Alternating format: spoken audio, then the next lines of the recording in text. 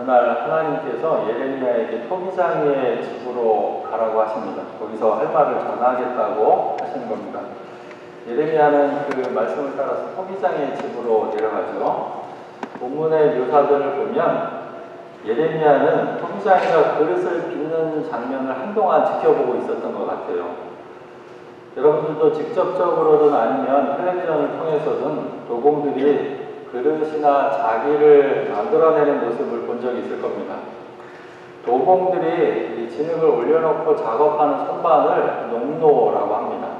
빙글빙글 돌아가는 농로에 진흙을 올려놓고 도공은 양손으로 자신이 원하는 모양을 만들어 갑니다. 그러면 어느샌가 흙덩이에 불과했던 것이 모양을 갖춘 그릇이나 자기가 되죠.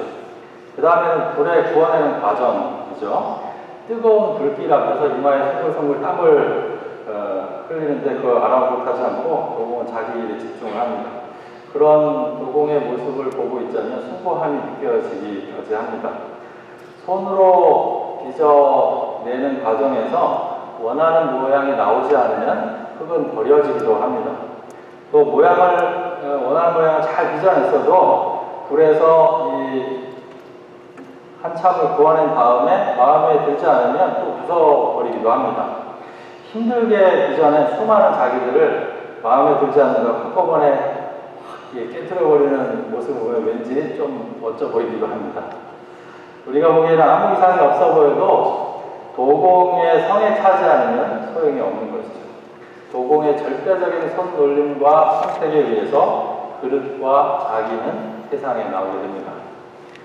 예레미야는 그렇게 토기장이가 진흙을 빚는 과정을 지켜봤습니다. 그 토기장이 역시 진흙으로 그릇을 빚다가 마음대로 잘 되지 않자 다른 그릇을 빚어냅니다.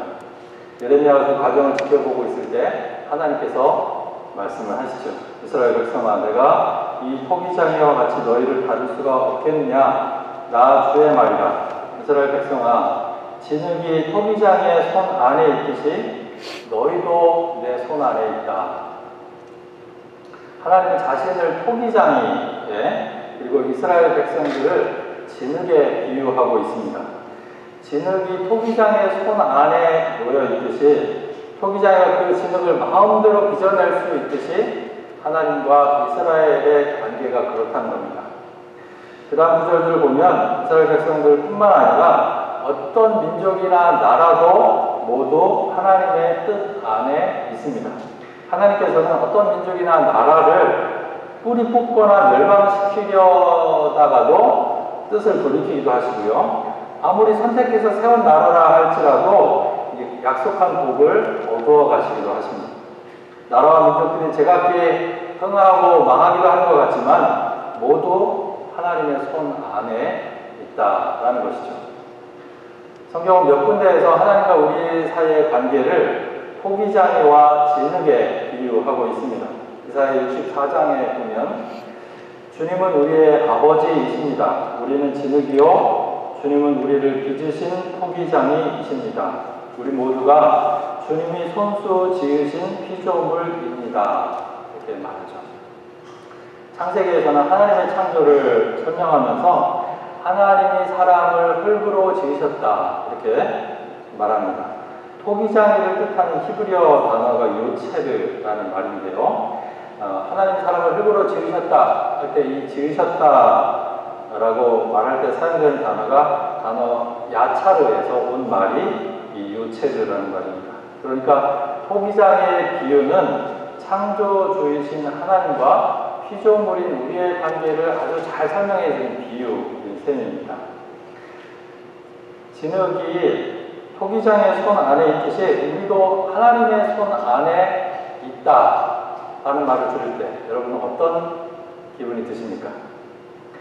우리를 하나님께서 마음대로 하신다면 여러분은 기꺼이 자신을 내어드리실 수 있겠습니까? 아니면 내 인생 간섭받지 않고 좀 살고 싶다 그런 마음이 어떠시는지요? 예레미야를 주의 깊게 읽으신 분들이라면 순종이라는 말과 고집이라는 말이 반복되는 것을 눈치채셨을 겁니다. 하나님과 이스라엘 백성은 서로 언약을 맺은 사이입니다. 이 언약은 순종을 전제로 합니다. 이스라엘 백성이 하나님께 순종하면 이 언약이 유지가 되는 거죠. 그런데 이스라엘은 하나님께 순종하는 대신에 자기 마음대로 살기를 선택합니다. 이럴 때 오집이라는 말이 사용이 되죠. 오늘 읽지는 않았지만 12절에는 다시 돌아와서 순종하라는 하나님의 부르심에 대한 이스라엘의 대답이 나옵니다. 이스라엘의 대답이 이렇습니다. 그럴 필요 없다.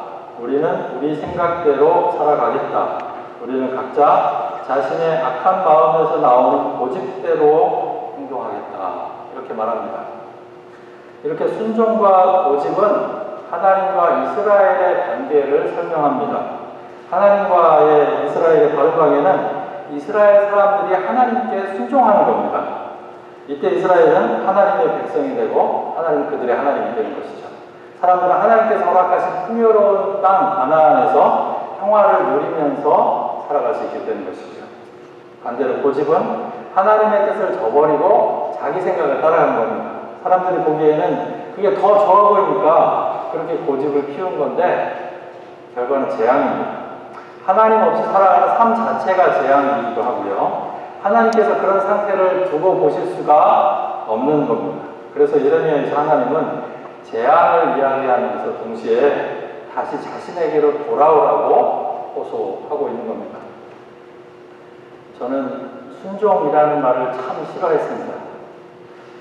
교회 안에서 아주 많이 사용되는 말이지만 저는 이 말을 사용하는 것도 별로 좋아하지 않았습니다. 눈치가 있으신 분들은 저의 언어 사용 패턴을 좀 알아채셨을 수도 있습니다. 제가 의도적으로 노력하는 것 중에 하나가 교회 안에서 자주 사용되는 언어들 있죠. 사랑, 은혜, 용서, 또 영광 뭐 이런 말들을 잘 사용하지 않는 겁니다. 저는 설교를 할 때든 기도할 때든 가능하다 한 이런 말들을 사용하지 않으려고 노력해 왔습니다. 요즘에는 그래도 좀 사용하는 편인데요. 목회 초기에는 더 이런 노력을 했습니다. 이런 단어들 대신에 다른 표현들을 찾으려고 애를 많이 썼습니다. 그 이유가 두 가지입니다. 하나는 너무 좋은 말들인데 교회 안에서 쉽게 자주 사용되다 보니까 그 가치를 잃어버렸다는 생각이 들었기 때문입니다. 아무 때나 이런 말들이 사용되다 보니까 그 단어가 가지고 있는 깊고 풍부한 의미들이 퇴색된 느낌이 들었기 때문입니다. 또 하나는 교회 안에서 우리끼리만 사용되고 이해되는 말들을 갖다 보였기 때문입니다. 교회 밖의 사람들이 들으면 전혀 이해할 수 없는 교회만의 언어들이 상당히 많죠. 그런 언어 사용은 교회 밖의 사람들과 교회 안의 사람들 그리고 신앙과 세상을 분리시켜 버립니다. 그래서 교회 밖의 사람들도 이해하기 쉬운 말들로 우리 신앙의 세계를 설명하고 싶은 마음이 있었습니다. 그래서 가능한 이런 말들을 사용하지 않으려고 했던 것이죠. 언어는 존재의 집이라고 하죠. 우리가 말을 사용하지만 그 말이 우리를 만들기도 합니다. 그렇게 잘 사용하지 않는 말 중에 하나가 순종이라는 말이었습니다. 이런 이유들에 더해서 순종이라는 말이 주는 그 뉘앙스가 더 사용하기 싫게 했던 것 같아요. 순종이라고 하면 내 생각이나 고유한 의지는 뭔가 접어야 될 것 같고요. 무조건적으로 고개를 숙이고 들어가야 될 것 같은 그런 느낌이었습니다. 내 자유가 제한되는 것 같았습니다. 순종이 마치 불종처럼 느껴졌기 때문입니다. 하지만 하나님에 대한 순종은 단순히 말을 잘 듣고 안 듣는 것 이상을 의미합니다. 순종은 우리가 살아가는 삶의 방식과 관련이 있습니다. 무엇을 따라 살 것인가의 문제입니다. 순종하는 대신에 내가 하고 싶은 대로 하면 내가 원하는 삶을 사는 것 같지만 현실은 정반대입니다. 내가 선택한다고 하지만 내가 선택하는 그것에 어느샌가 내가 매여 있다는 것을 깨닫게 되죠. 돈이 삶의 목적이 되면 돈의 노예가 되어버립니다. 성공이 내 삶의 가장 우선순위라고 생각하면 우리는 성공의 노예가 되어버리기도 합니다. 내가 쾌락을 즐긴다고 하지만 어느새 쾌락의 노예가 되어있는 자신을 발견하게 됩니다. 반대로 하나님께 대한 순종은 다른 모든 것들로부터의 자유와 안전을 의미합니다. 하나님께 순종하게 될 때 우리 삶의 방향이 바로 잡히게 됩니다. 돈과 성공과 쾌락같이 우리를 붙들고 있는 것들은 본래의 자리를 되찾게 되는 것이죠. 하나님께 대한 순종은 제한과 속박이 아니라 오히려 우리를 얽어매는 모든 것들로부터 우리를 자유롭게 하고 안전하게 보호합니다. 그래서 순종은 무엇을 따라 살 것이냐의 선택, 문제입니다. 하나님을 따라 살 것인가 아니면 내 안에서 일어나는 욕망을 따라 살 것인가 하는 선택의 문제라는 것이죠. 이렇게 보면 순종은 우리가 살아가는 방식을 넘어서서 우리의 존재 양식이라고 말할 수 있습니다. 하나님께 순종하면서 살아갈 때 비로소 우리가 있어야 할 자리에 있게 되는 것입니다. 우리를 창조하시는 하나님 안에서 살아갈 때 우리는 본래의 자리에 있게 되는 것이죠. 그래서 순종하는 대신에 자신의 고집을 따라 살아가는 사람은 있어야 할 자리를 벗어나 있는 불완전한 상태가 되는 겁니다. 자동차 길이 두 갈래가 있잖아요. 근데 항상 자동차는 오른쪽 길로만 다녀야 합니다. 그래야 반대쪽에서 오는 차와 충돌하지 않고 제 길을 갈 수 있게 되는 것이죠. 원웨이가 있죠. 원웨이는 제 방향으로 갈 때는 상당히 안전한 길입니다. 그런데 반대로 우리가 잘못 그 원웨이 길로 들어가게 되면 굉장히 위험하죠. 제 길이 아니기 때문입니다. 기차는 철로 위에서만 달릴 수 있습니다. 기차가 철로를 벗어나면 대형 사고가 발생합니다. 철로 위에 있을 때 기차는 빠르고 안전하게 목적지에 도달할 수 있게 됩니다.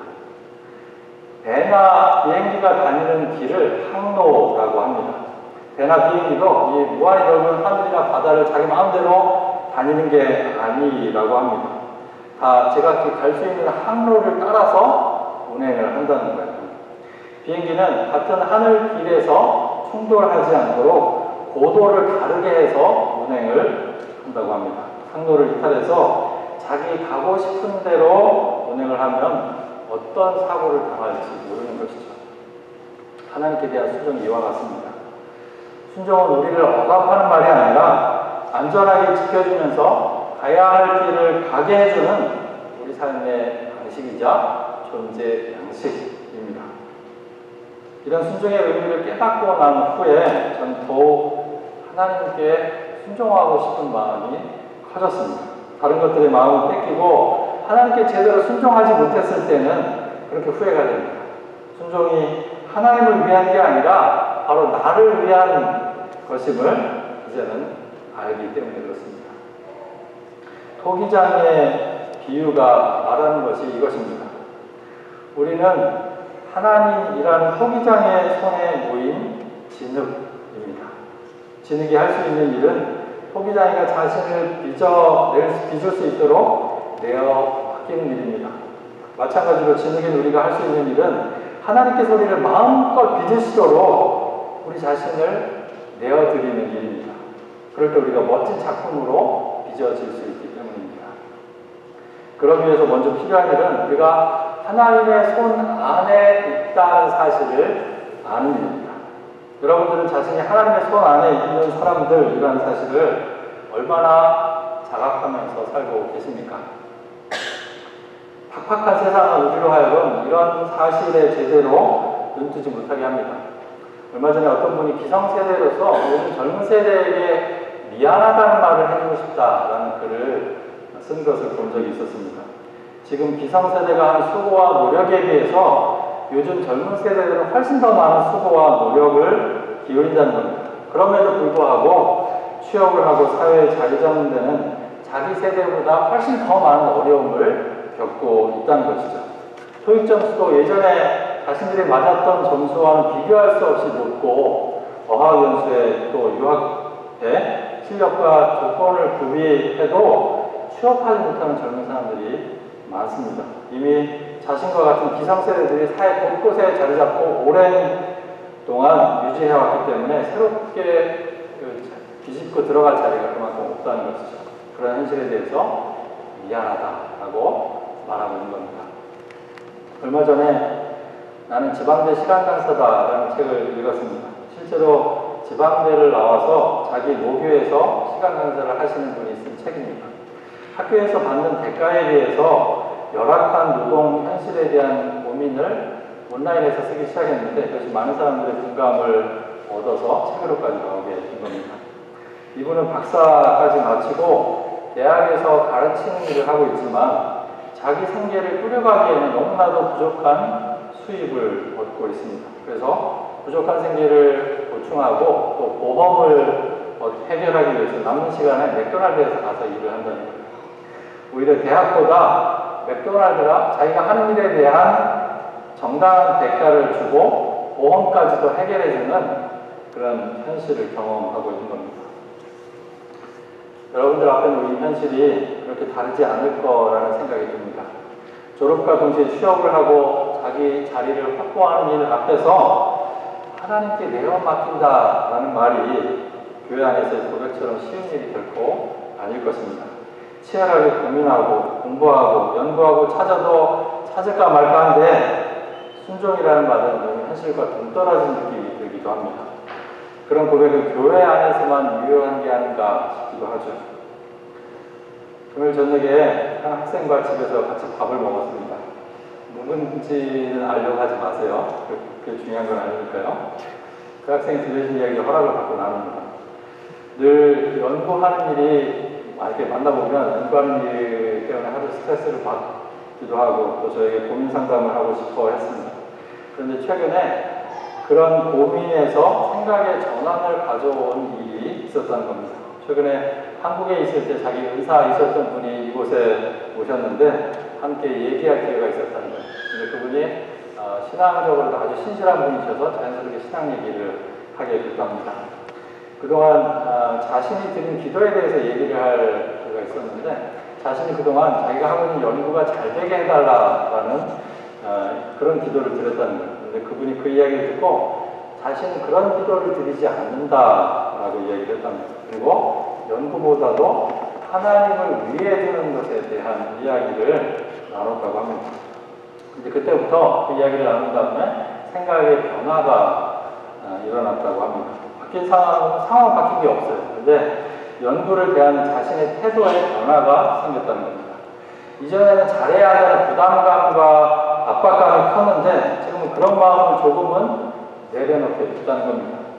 이 경험에 대해서 제가 길게 이야기를 나누는데 제 기억력의 한계가 그걸 다 담아내지 못합니다. 그리고 나서 얘기를 이제 듣고 나서 곰곰이 생각을 해봤어요. 연구가 잘 되게 해달라는 기도가 꼭 잘못된 기도라고 말할 수는 없죠.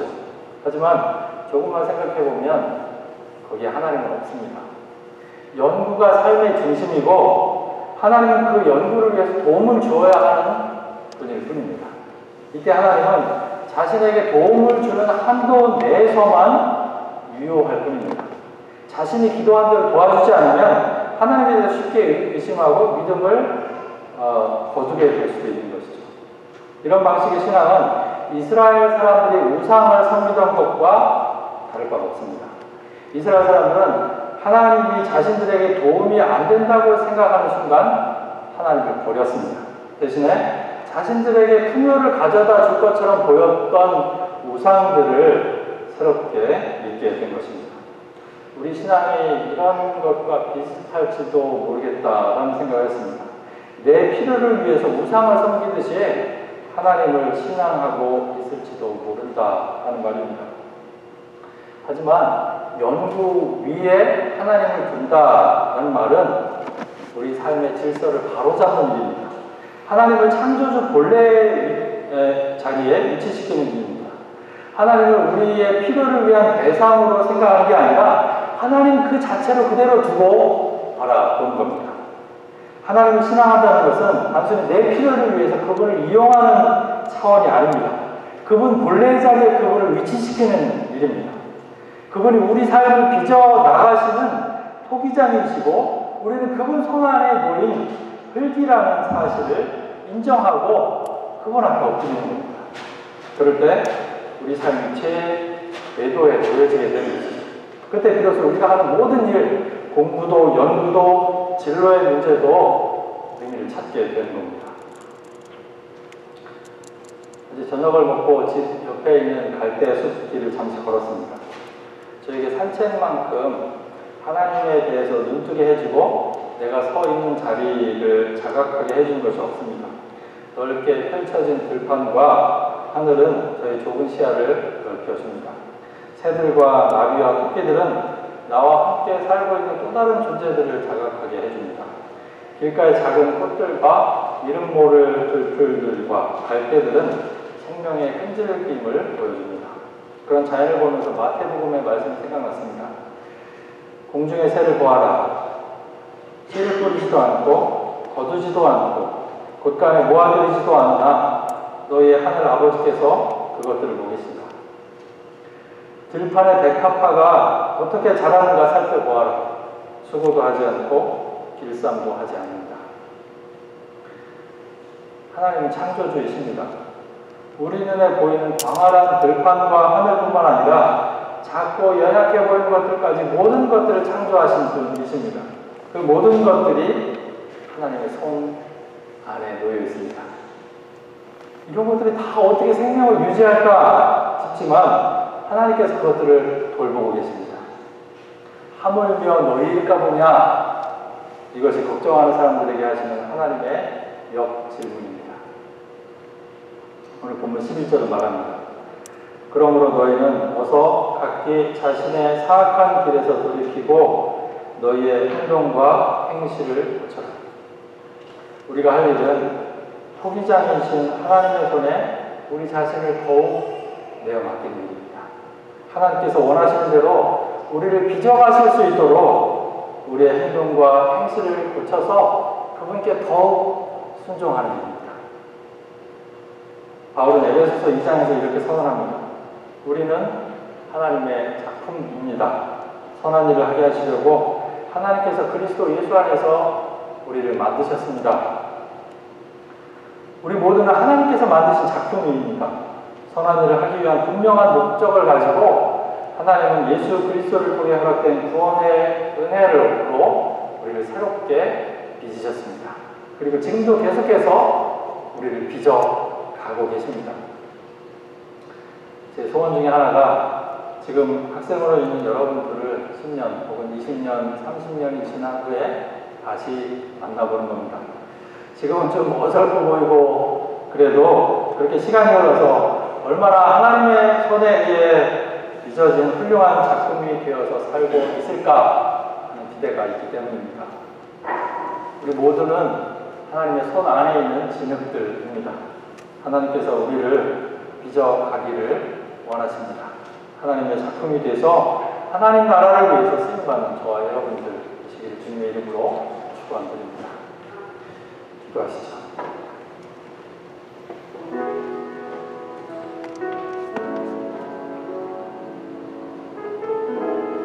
여러분, 우리가 하나님의 손 안에 있다라는 사실을 한번 상상해 보시기 바랍니다. 이게 얼마나 놀라운 고백이고 선언인가 하는 사실을 깨달으시기 바랍니다.